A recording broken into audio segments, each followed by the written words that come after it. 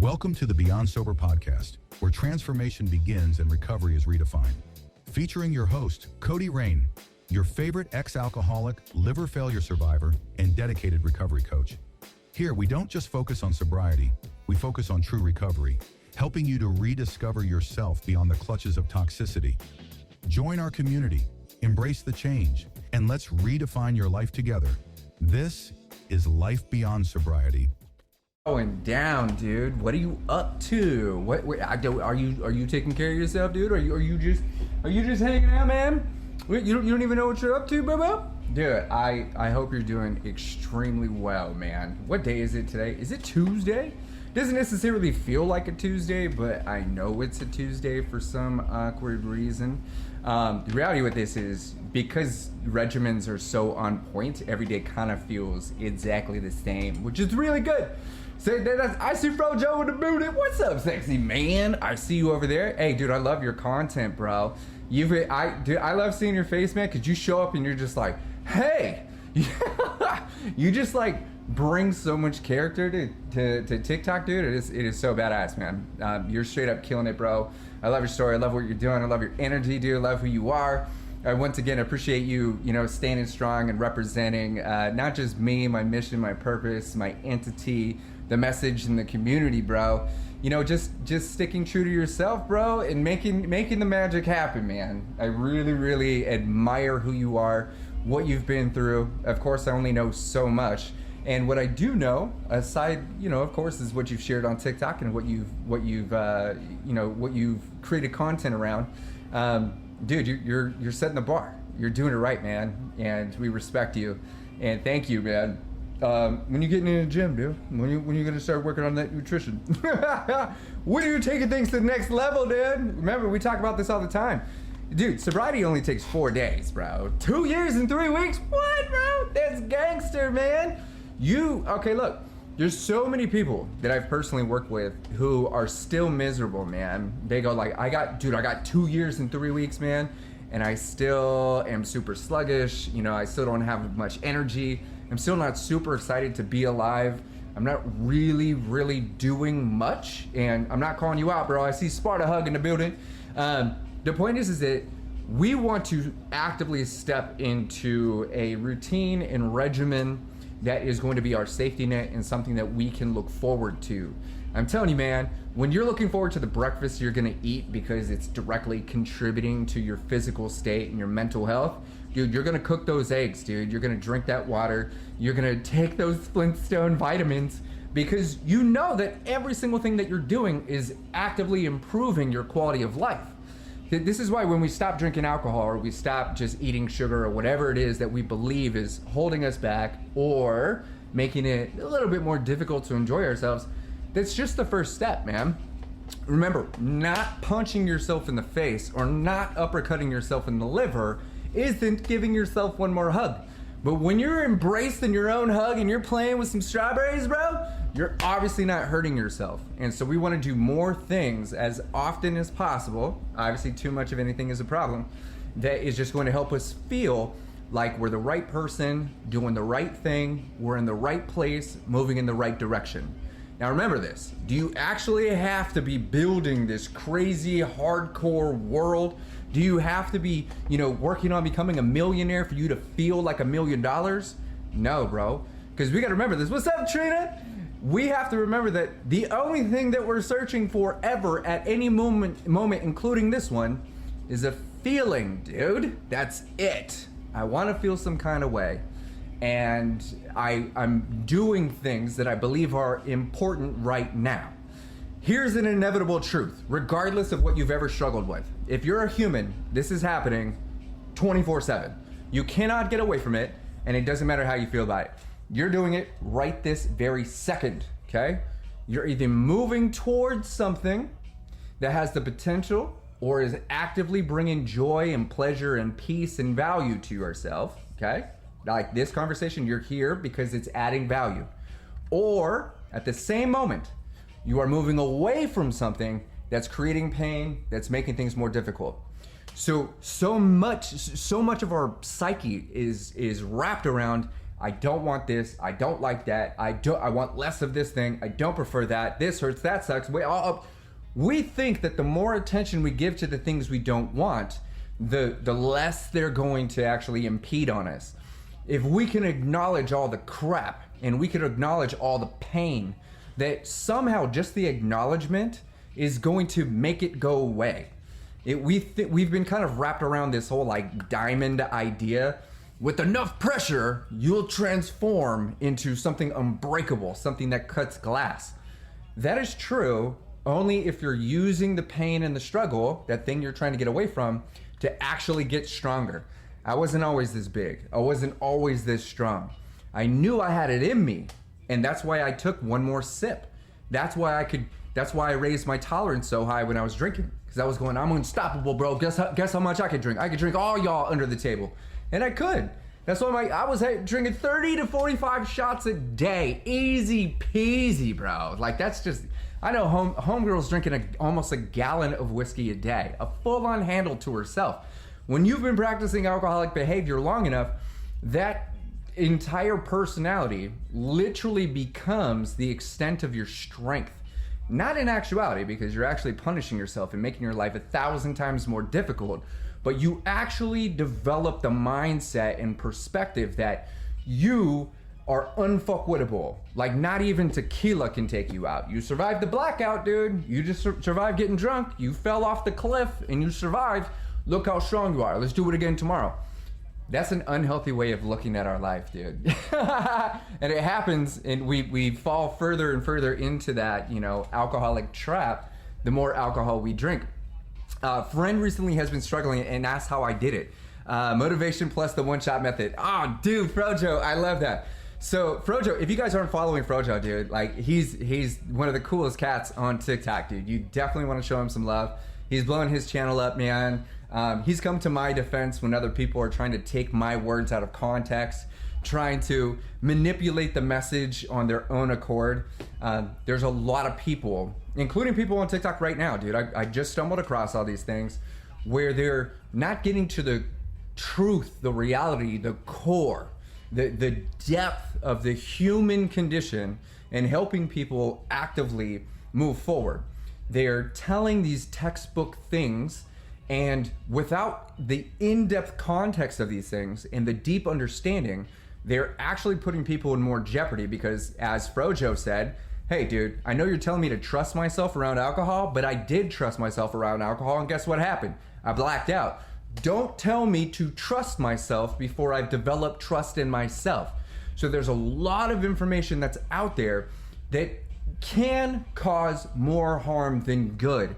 And so for me, as someone that's died, my heart stopped, liver failed, spent 18 months in recovery, I've personally supported thousands of people, not just here on TikTok, but on YouTube, on Instagram, on Facebook, on LinkedIn, dude, in the gym, out of the gym, personally.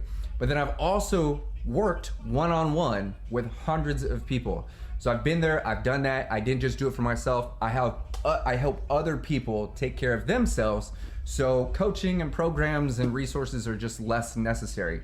But that's one of those things, man, is the single shot method is a harm reduction technique that most people don't talk about because they don't understand it.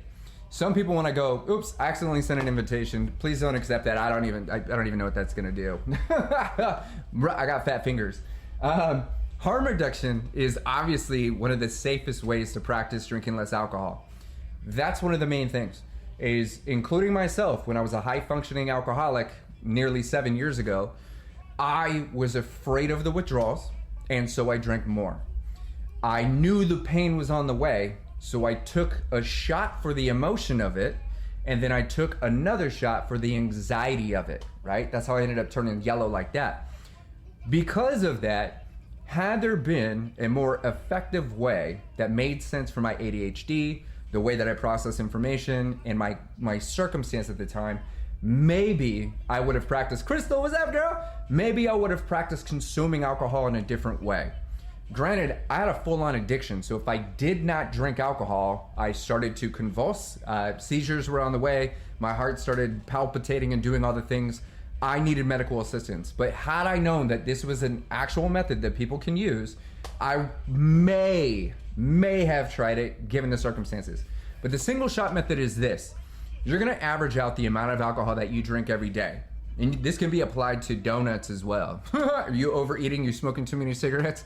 Yeah, I don't care what it is, dude. We wanna average it out. And so a basic number is, say, 10. Let's just say you have 10 drinks a day, or you smoke 10 cigarettes a day, or you eat 10 donuts a day, whatever it is.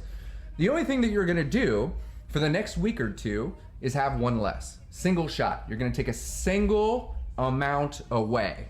Even if it's half, depending on how dependent you are. You're gonna take one away. And for the next week, you're gonna eat 9 donuts. You're gonna smoke 9 cigarettes. You're gonna have 9 drinks, if that is your average. So we're pulling one away. Now, a couple different ways to pull it away is you could give it away. Hey, bro, I got an extra shot here. You wanna take this, man? I'm gonna kill this. Like, these other 9, these are mine. I could pour one out for the homies. Or I could just like close my eyes and get rid of it. I could pour a shot and throw it out the window. It doesn't matter. It's difficult when you're dependent on these things, but it does work. And you get better in time, okay? So you pour one away. For the next week, you're gonna continue drinking the rest of that until that becomes your new average, okay? The neurological practice behind that is you're training your brain and body to not just step into a state of control, even though it doesn't feel like it. You're practicing not restriction, but actual management of your intake, okay? Because we're drinking, it doesn't feel like we're making progress. But the reality with it is less is more. If you're poisoning yourself less, or there's less poison in your body, you're going to start improving. That's less crap for your body to process, okay? Management, right. We are going to optimize our systems. Now, that doesn't mean that we're gonna go and just like change everything. You're gonna go buy a gym membership. I need you to start running 2 miles a day. No, boo boo. We need to literally just start with the basics, which is adding a little bit more water. If you wanna go crazy banana sandwiches on it, April, I want you to drink your 9 shots, but also have a sip of water at the same time. So not only are you putting less poison in your body, you're adding more water, which is lubrication. That's gonna help your liver, it's gonna help your brain, it's gonna help your mood, all of those things. And then as your body starts to acclimate to a new type of intake, you can then do it even better next week. So now you were at 10 drinks and now you're at 9. Now you're good at drinking 9. So now we're gonna do 8, which means you're gonna take 1 more away. You're gonna do that for another week. And you just continue doing that. And the point is to get ourselves down into what's considered a low risk intake. High risk is 4 or more drinks per day. You gotta remember this. Alcohol is a neurotoxin that you overdose on. It is a poison. It is a carcinogen that causes 7 types of cancer. Ladies, that's breast cancer, okay? How you feel about it doesn't change the fact that it's shrinking your brain, that it's causing permanent liver damage, that it's messing with your blood, messing with your heart, that it's destroying the white and the gray matter in your brain. It's early onset Alzheimer's, dude. I'm telling you, it kills 3 million people a year, but not you because you drink beer, right? Wrong. That's what makes it so dangerous, is you're going, wait. I just drink beer. It's not that bad. Bro, it's poison. When we're talking about it, when you go and extract the alcohol from it, it lights on fire. That's how we measure how much proof. We measure the volume of alcohol, the ABV. That's how we measure it. It's how well it sets on fire. It can literally fuel your engine in your car. Just because it's beer and just because it doesn't taste like gasoline doesn't mean you're causing no damage, doesn't mean you're built different, doesn't mean you're better at drinking than anybody else. The damage is damage, alcohol is alcohol. So the point with this is, once we accept this to be an actual scientific fact, we can then practice consuming less of it and start acclimating into a lesser intake and a healthier body. You're probably not going to feel healthier for a few weeks, but the point is that you're doing less damage. If you're in a healthier environment, your body and your brain are going to thrive in a completely different way. This is why once we jump into a state of recovery, which is healing ourselves or putting ourselves into an environment that encourages healing, peace, rest, sleep, water, friendship, all those things, then we start to actually feel like the superhuman that we were chasing with every drink. We start to actually take on the full physiological attributes that we believe we're gaining when we're drinking alcohol. But that takes a little bit of time. So this is why some people, like, they just stop drinking alcohol cold turkey, and the body hasn't acclimated to a new fuel source yet, which is water, which is nutrition, right? Food, rest, sleep, thoughts. If the brain and body hasn't shifted into a new autonomic system with practice, then it just doesn't, it's trying to set the engine on fire so it can go, but your body doesn't know how to operate without the alcoholic fuel source. That's where dependencies come from. And that's why we want to get you into a low risk state, which is 4 drinks or less per day. That's it. That's super it. Now, there's a lot of people, a lot of Americans, that are upset at the fact that Canada and the UK and Ireland have all done independent studies saying that, dude, there's no such thing as healthy alcohol. The healthiest amount of alcohol you could drink is 0. And the recommended intake per person, regardless if you're male or female, is only 2 drinks a week. Anything more than that, you are drinking at what's considered high risk. High risk of cirrhosis, high risk of liver, heart problems, insomnia, depression, anxiety, high cortisol. We have to remember that our entire life experience, everything that we call human, is literally just 1,400 chemicals and 50 hormones mixing together. When they mix together in a certain way, you feel pretty good, dude. It's not so bad, right? I feel great. That's why we go to the gym. That's why we go for a walk. That's why we meditate. That's why we say nice things to ourselves. That's why we try and create harmony in our brain and body so we could reach that state naturally without having to depend on an alcohol, right?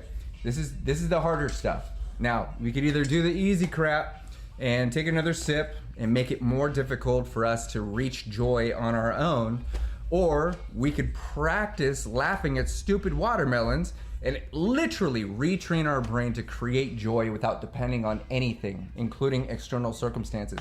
My dad drinks 3 wine and 2 whiskey a night. How much damage does this cause? Serious question.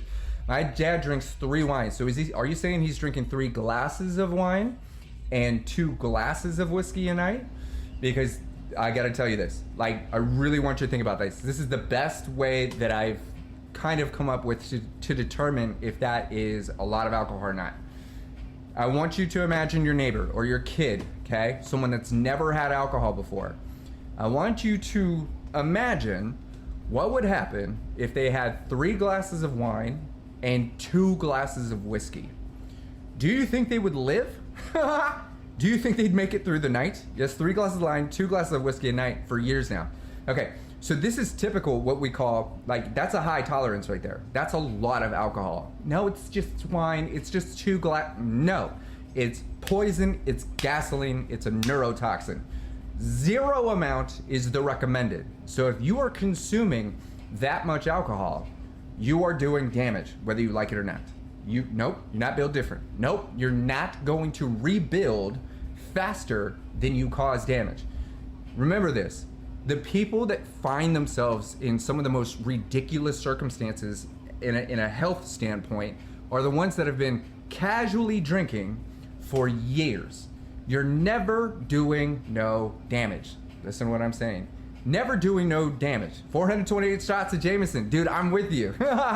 Dude, I drank JMO, dude. I drank, what was that? Jaeger was like one of the best. Any mixed drink you would hand me. Corona, every tequila that you could find. Jack Daniels was my best friend for a very long time. So I'm saying this, 3 glasses of wine, that's already, for women, that's already considered high risk, which means he is drinking a high risk amount, which means he's doing enough damage for him to have to consider the repercussions of that much alcohol. That's just with the wine, okay? Just with the wine. Then you amplify that with a higher proof of whiskey. It's probably whiskey on the rocks. That means, I mean, like, we're gonna say this. If you were to just kind of like do the ABV for 2 glasses of whiskey, let's just assuming it's like a short glass, you're looking at roughly 2 ounces of alcohol. That's like him drinking. You were doing ounces. That's like him drinking 2.5, maybe 3 bottles of wine per night, right? That's a lot of alcohol, dude. That's 15 drinks. Listen to what I'm saying.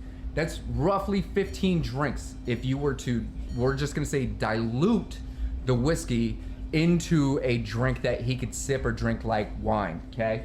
That's a lot. Because look, if you're doing 2 glasses of whiskey and then 3 glasses of wine, dude, that's roughly 1 bottle of liquor. Like you see what I'm saying? That's a lot of alcohol, dude. And so, hey, what's up, LD301? LLD, what's going down, girl? That's a lot of alcohol. That would hurt somebody. To assume that that's not causing damage is just irresponsible. Now, here's the crazy part.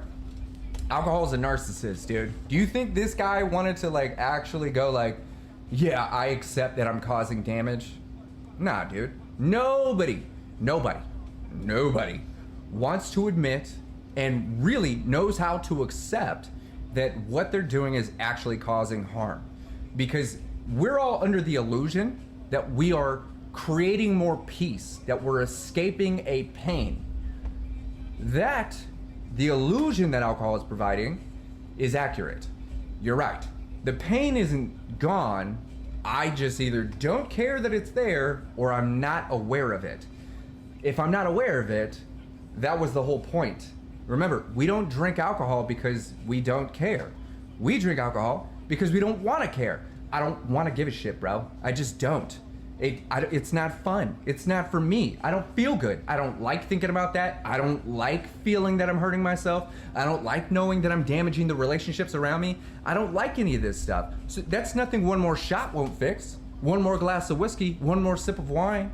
Just the smell of wine alone is enough to release enough dopamine to get people to have an entire bottle. Remember, the only thing we're looking for is a feeling. It happens very slowly and you don't realize.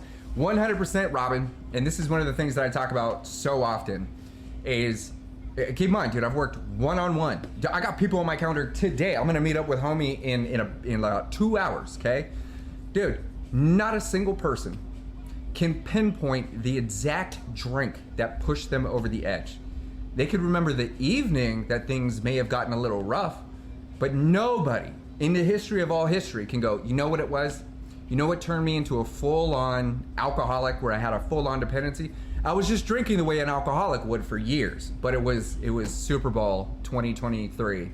Yeah, when whomever won the whatever and the touchdown, that was that last sip. I knew it, dude. I knew that was gonna be the one, and I did it anyway. I was already faded. Not a single person can pinpoint the drink that pushed them over the edge because it is accumulative. It is something that you add up. And when we look at alcoholic behavior like money, okay? I really want you to think about this. This is some of my favorite analogies here, dude. If every sip of alcohol was worth a penny, okay, and a gulp was worth $1, how much money would you have? You think your whole life. Really think about it. Don't think about how much money you spent on alcohol. Think about if I were to pay you a penny for every sip and $1 for every gulp of alcohol that you've ever had. You would sit here and go like, dude, I'd be rich. I'd be rich. Hang on, I gotta see this. See, who pinned that? Drink every day for 3 years, never miss a day. I'm on 3 days sober, not much. No, dude, get it, bro.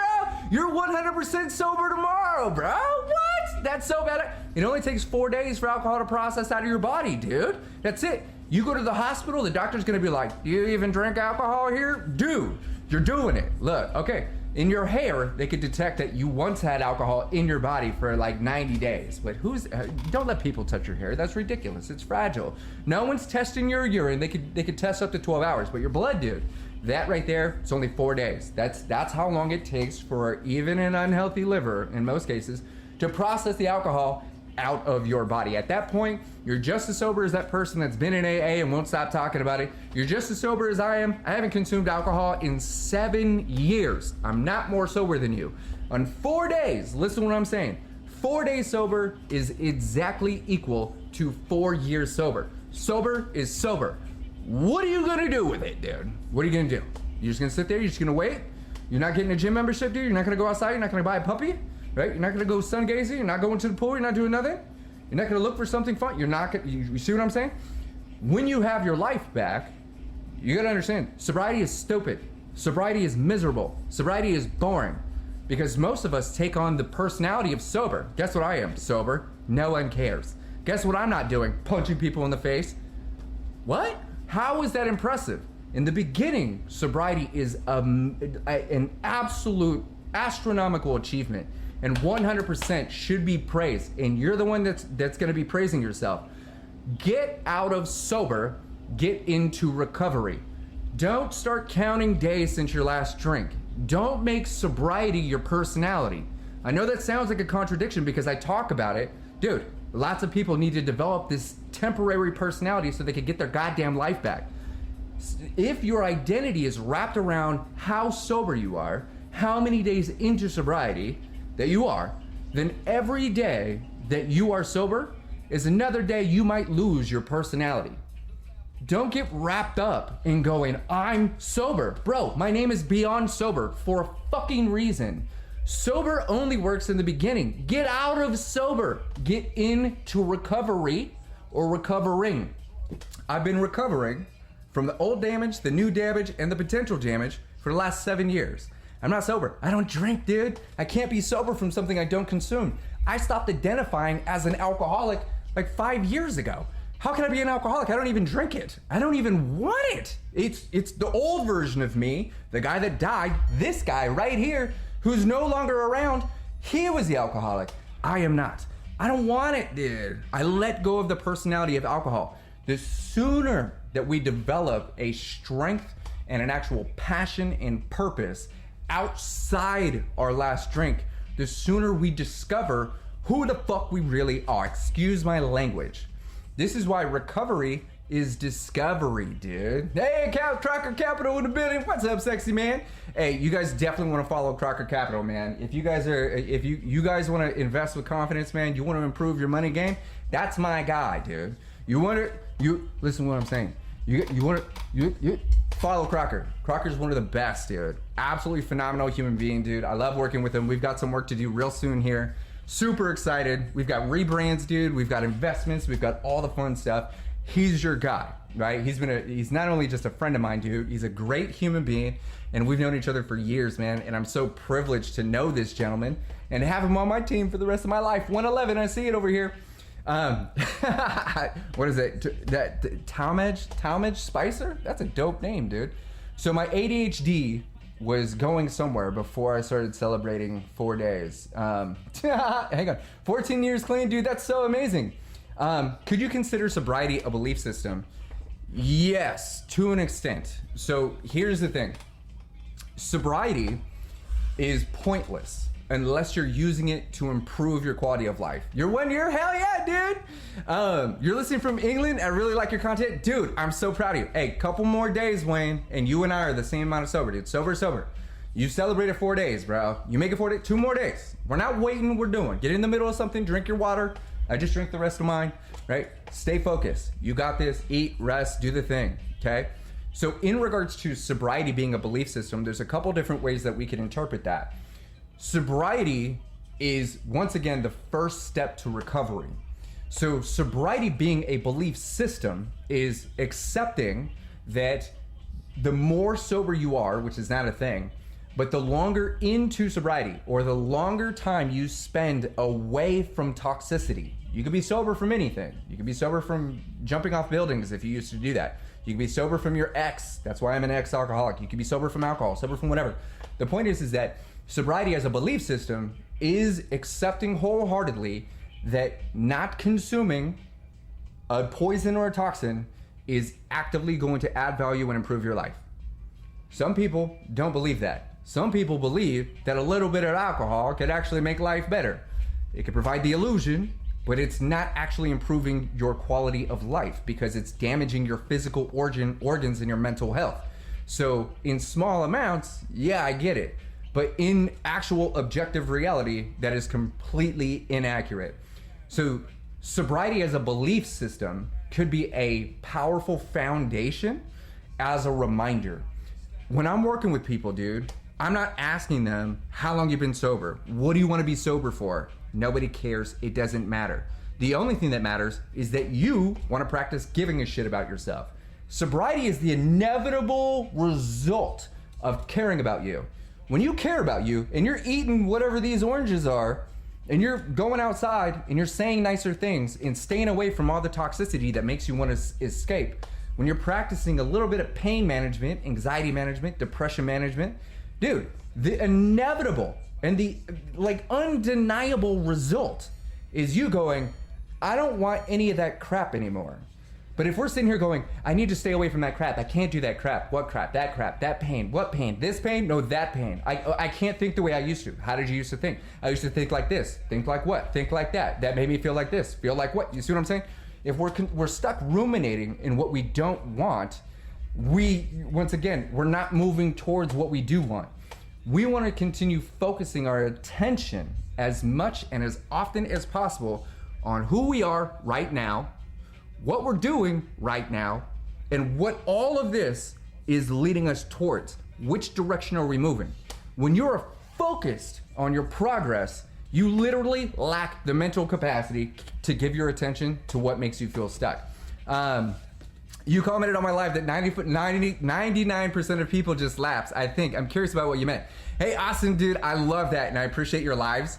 I've stumbled through there a few times, man. So here's one of the things. I've worked with hundreds of people. I have numerous support programs, dude. Beyond Sober program, we've got thousands of people in there. I'm responding to messages every single day. This is my command center. Everything here is set up to make sure that people have the tools, the resources, the coaches, and the opportunities to take care of themselves. Not only have I supported thousands of people in the digital space, but I've worked one-on-one with hundreds of people dealing with different ailments, but all have led them to make the same decisions. Just to kind of recap, I'm an ex-alcoholic liver failure survivor, dude. Took me 18 months to recover. I lost my house, car, job, money, friends. I was a felon, dude. I'm telling you, I lost my ability to walk. Cardiac arrest, dude. I know what it feels like to die. I know what it feels like to beg for death, but I also know what it feels like to transform and to become someone completely different, someone completely unrecognizable from someone like that. That's what I looked like in the hospital when I was sick. So with that kind of like rounded introduction, a majority of people don't relapse. And this is because a majority of people don't have a full-blown addiction or a master dependency. The word relapse, it means this: I was medically getting better, I consumed, something happened, I made a decision, and now I'm medically getting worse.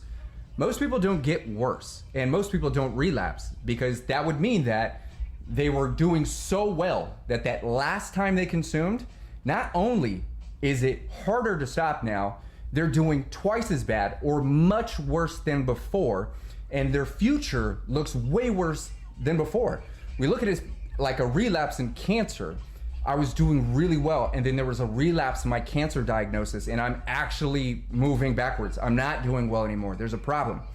Most people don't get worse. And on top of that, most people just go back to where they were, which is a place that they don't prefer. From that state, we actually have to recognize this, that a lapse is usually what people do. I went X amount of days, I went 100 days, and I chose to drink. We've all been conditioned through traditional methods that you relapsed. This is where, what, you didn't have the willpower, bro?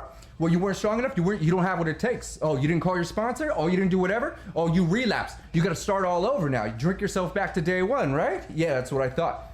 This is where these pressures actually create the anxieties that make people continue drinking. It was just a lapse, bro. You had to figure out what doesn't work. You had to feel what you felt, because that moment before you made that decision is the most important moment for the rest of your life. You have to recognize what's not working for you. So I don't beat people up for choosing alcohol. I don't beat people up at all, because toxic reinforcement does not work. Tough love does not work. People need to be praised, supported, recognized, seen, noticed, and loved on through their struggle. So a lapse in sobriety is not the same as a relapse in an addiction. Listen to what I'm saying, if I still had an addiction, which I don't, I broke that years ago, if I decided to drink right now, I haven't consumed in 7 years. If I decided to drink today, I would have lapsed in my sobriety, And in 4 days, I'd be back to being 100% sober. The same exact amount of sober that I was before I had a drink. I didn't lose anything. My life isn't worth. Nothing is different. Maybe I have some anxiety, might be a little upset with myself, but nothing's wrong. I don't have to start all over. My days don't reset. Nothing is different. That's a lapse. Most people lapse. I encourage you to lapse with restrictions. No, don't go drink because I said that. No, that isn't dangerous. It's either gonna happen or it's not. Don't beat yourself up for making the appropriate decision in the moment. Just because you could have chosen differently doesn't mean you were capable. Can and capable are not the same, bro. You could have done all this stuff, but you didn't. Why not? Because you weren't capable. Now we know. Thank goodness you took that drink, bro. Because now we can talk about what it took to push you over the edge. That's power. That's beautiful. Now we can start working on a regimen to heal or optimize that state you were in before you believed that that drink or that pill or that person was the most appropriate decision at that time. That's it. Then there's the other side of that, brother. Austin, you know what I'm talking about. Where people choose to consume and they go right back down the rabbit hole. They went 7 years not drinking or not consuming, and then they took a drink and now they're doing so bad that the next 7 years of their life looks, you see what I'm saying? It looks horrible. That's when we need real medical assistance. We need detox, we need hospital. Sometimes people need, some medications. Most people need structure and regimen. This is why sometimes AA works for people. The success rate in AA these days is very, very, very low. As a matter of fact, it doesn't work for most people. It has worked for millions of people, and that's because it's been around for 87 years. But as society evolves and techniques evolve and technology and resources are becoming more available, there are more holistic ways to take care of yourself and evolve your mind, your body, your soul, and your energy in your own unique way with your own unique solution. This is the whole reason why I even talk about Beyond Sober. It's because it's not a 12-step program. You design your regimen. It is based around who you are. And you get to use the tools and resources as a super weapon to fast track your success. Not only is there the coaches, there's support, there's the resources, there's even AI, there's the books, there's the videos, there's the audio, and the community that are all there to add additional value to make sure that you never feel out of sync. And if you do, we're all here for you. That is holistic. That is unique. That works. It works more often than not because people, first off, feel empowered in their own decisions. They don't feel powerless to a fluid. It is a liquid. Without you, it holds no power whatsoever. As a matter of fact, I say this all the time. I drink as much alcohol as I want, dude. Every single time I go to the store, I buy as much alcohol as I want. I drink as much alcohol as I want every single day. My fridge right now is full of as much alcohol as I want. I'm recovered, dude. It just happens to be that I want zero, so I buy zero. My mission isn't to get people sober. My mission is to get people caring about themselves. The more we practice caring about ourselves, the less toxicity, whether it's alcohol, pills, people, places, things, ideas, concepts, and illusions, we allow into our life. So we have to practice giving a shit about ourselves for a little bit until we start feeling a little bit better. When we start feeling a little bit better, we start doing a little bit better. When we start doing a little bit better, we start thinking a little bit further. We start thinking a little bit further, we start feeling a little bit more powerful. We're starting to feel more powerful, we start to do more powerful things. Start to do more powerful things, we start to get more powerful results, and then we're dancing around like a freaking watermelon. You know what I'm saying? That is why sobriety is totally pointless unless you're using it to improve your quality of life. The reason I say that, dude, Austin, you know this too. Sobriety is boring. Sobriety sucks. Sobriety is painful. Sobriety is oh my God, like it is not fun. It's not supposed to be fun. That's why most people don't stop. So if we get out of sober, remember, you're gonna be sober if you're not drinking. You don't have to identify as that. But if we get out of the perspective of I'm just sober or I just want sobriety and get into that state of being, or at least the practice of recovering, then we're not gonna spend time waiting for something to happen that's gonna make life worth living. We're actively in the middle of designing a life we love. When we love the life we live, Austin, bro, when we love it, there's no way we're gonna jeopardize that, bro. Hell no, absolutely not. I'm not gonna hang out with that person because they remind me of someone I used to be. Excuse me. I'm not gonna go over there because I know what those influences are. It's not that I'm gonna be pressured into doing something, it's that I actually don't wanna relate or support people who don't support themselves and wanna see me win. Most people don't care enough, man. And this is where I go, bro, did you survive all the pain? You survived all of the alcohol abuse. You survived all the narcissism, dude. You survived all the blackouts, all the hangovers, all the arguments. You survived the DUI in the court systems. You survived every single argument. You survived that near miss. You survived everything. You can't survive a happy, healthy life, bro? What are you talking? You already did the work. You already formatted the neurological and biochemical structures that are necessary for you to do one more rep, dude. One more walk. It's just 5 minutes, man. You're gonna like it, I promise. Hannah, it's just the getting started. That's why most people, including myself, I don't know where to start. I don't know what to do. I don't know where to go. I don't know what to expect. I don't know who I am without alcohol. I don't know what's actually out there. I'm isolated, man. I don't really like people. I'm kind of an introvert. Do I have to go out?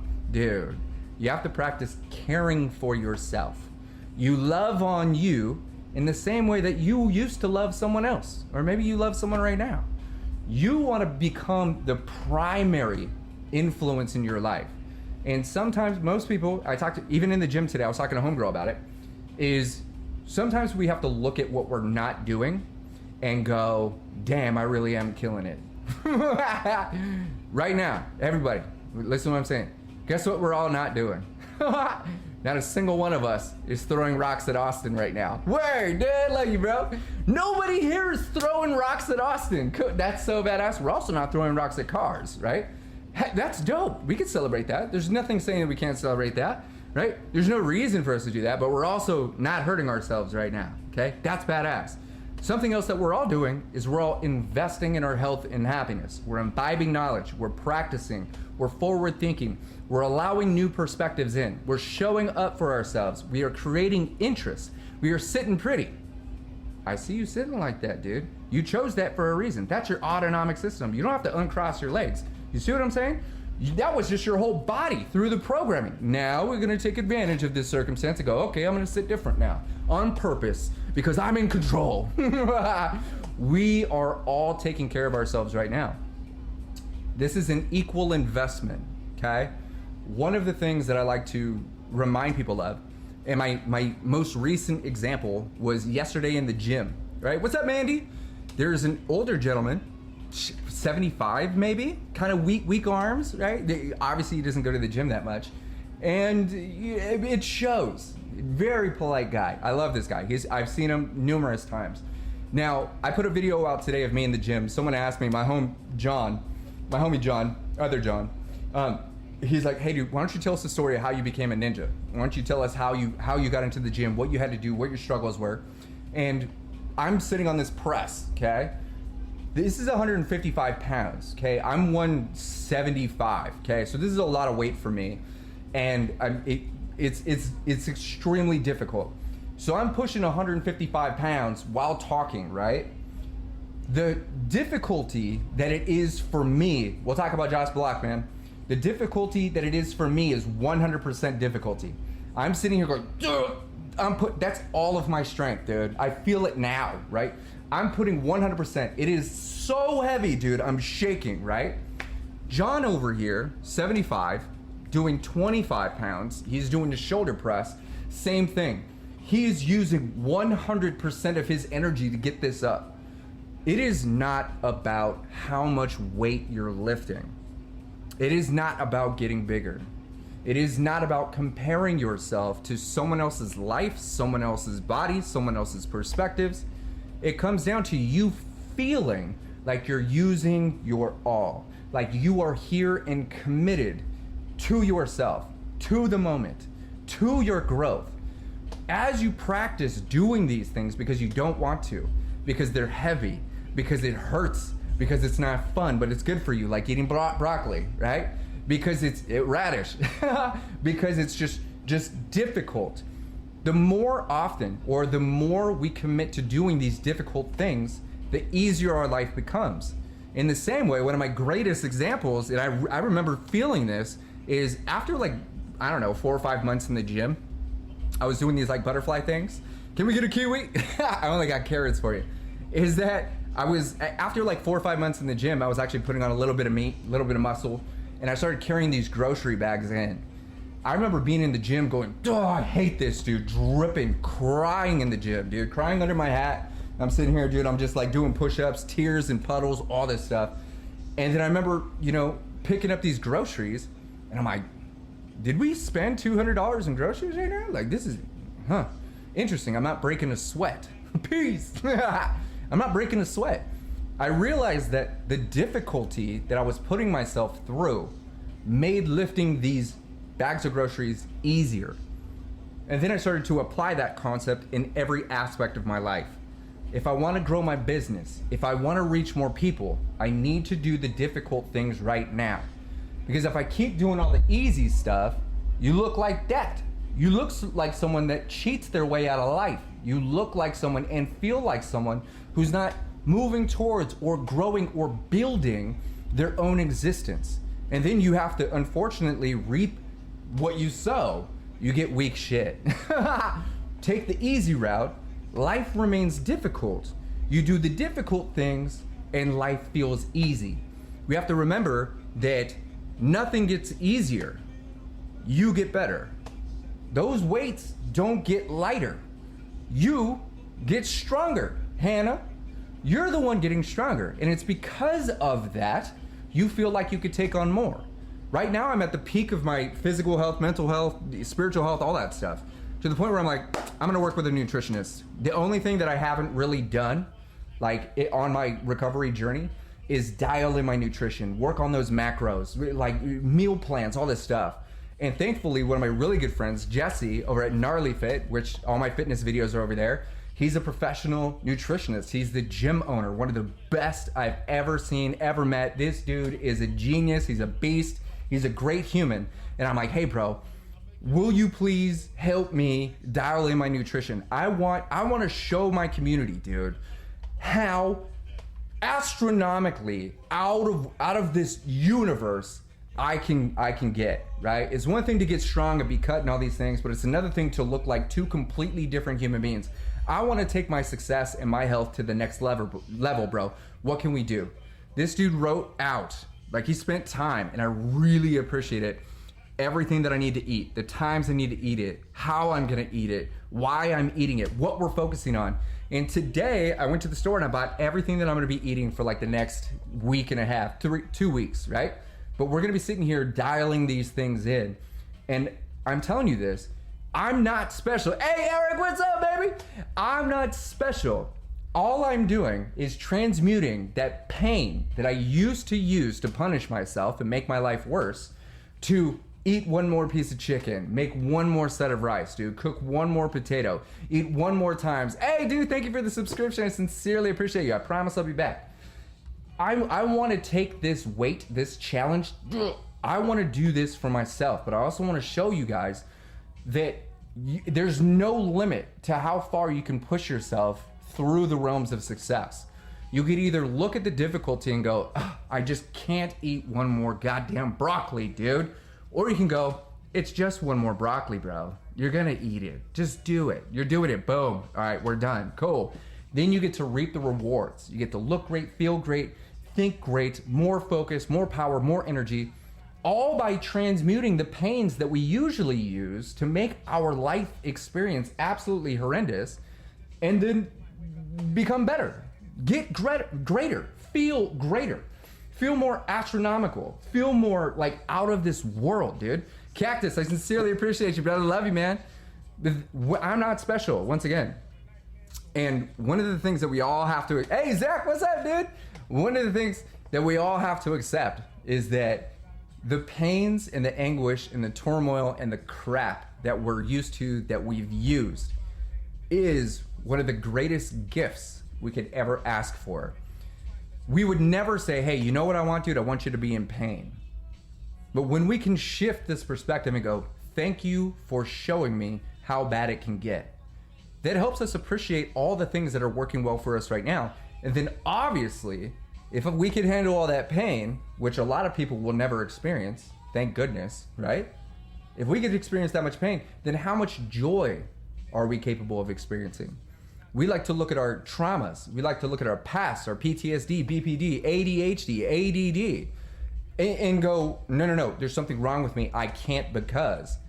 Dude, the same excuses that we're using to not do something is the exact excuses that we're going to use to actually do something. I have BPD. Cool. That's why you're going to the gym. You're going for an extra 5 minutes. No, but I have trauma. That's why you're going to the gym. That's no, my dad. That's why you're moving. We could sit and ruminate and find reasons why we can't, we won't, we shouldn't, we couldn't, it won't work. Or we could use the exact same amount of energy and find reasons why we can, we will, it is, and we're gonna. You have CRS. What is CRS one more time, dude? I'm trying to think of what that is, man. Hey Bear. Yeah, dude, I love Hey Bear. CRS. I know what that is, bro. And I'm just trying to figure out. Let me know what that is. Austin, yes, knowing where we came from is so important. The delta between bottom to now is mind-blowing. Yeah, bro, Austin, dude, I love it. Hey, man, am I not following you, dude? I gotta follow you, brother. Like, I appreciate you. Follow back. Hey, dude, thank you for following me, man. I sincerely appreciate you.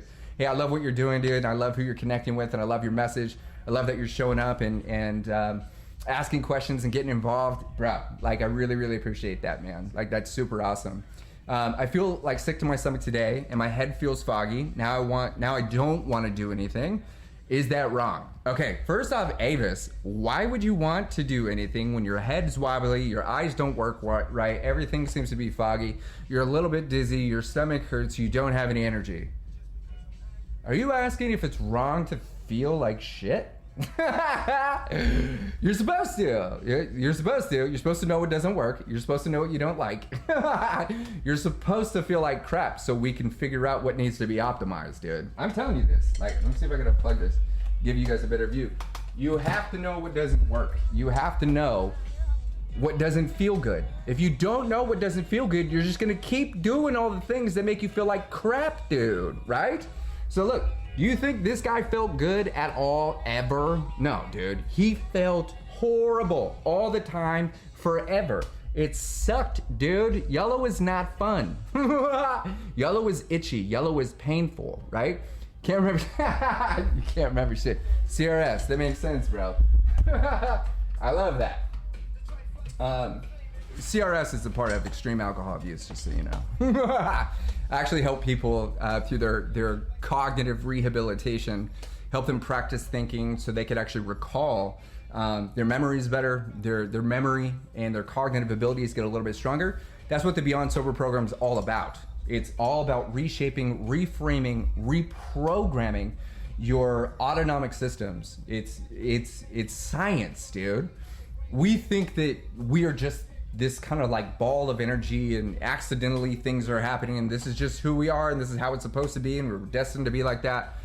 That's a belief system.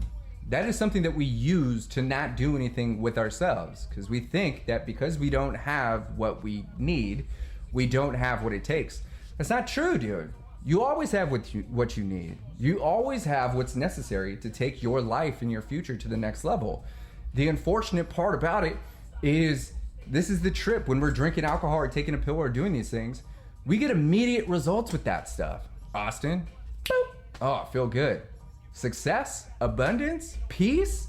Oh man, that takes weeks, sometimes years of forward focus. I see Trisha in the building. What's up, girl? Dude, it takes a while to evolve, man. We spent our entire life becoming someone that we didn't enjoy. You think it's gonna take a couple days for us to transform into someone that we actually appreciate? Trisha, dude, she's been growing since I've known this woman. Wait, how long have I known you? What is it, 2008, 9? Dude, a long time. Well, the whole point of this is to step into a state of expansiveness. And Trisha knows. Trisha knew me when I was like hardcore, high-functioning alcoholic. Trish, I got the paperwork to prove. Like when I talk about like all the crap that you and I went through, dude, I keep your name out of it. Dude, I still got the paperwork that shows how devastating and how just like insane our lives were at that time. I'm doing a TikTok puzzle right now. I don't know why that was. They're making me do 4 of these things? What are you talking about? Oh, there we go. But we talk about how crazy our lifestyles were and what we were doing, how we were surviving those things, what we actually believed, how we were committing to ourselves and each other and all these different things. And then what happens is we find ourselves in these absolutely horrendous circumstances that were 100% fueled by alcohol. Oh my goodness, dude. It's just insane. Now, alcohol doesn't make people do things. It amplifies our inner state. So if we're getting horrible responses or we're finding ourselves in negative circumstances when we drink, that's our genuine natural state of being. That is not like alcohol is in my brain and body and now I'm an asshole. It's no, dude, you're kind of a dick before drinking. And then alcohol amplifies that state of being. And then you find yourself in circumstances that are less ideal and you got to recover from those things. It actually sucks, dude.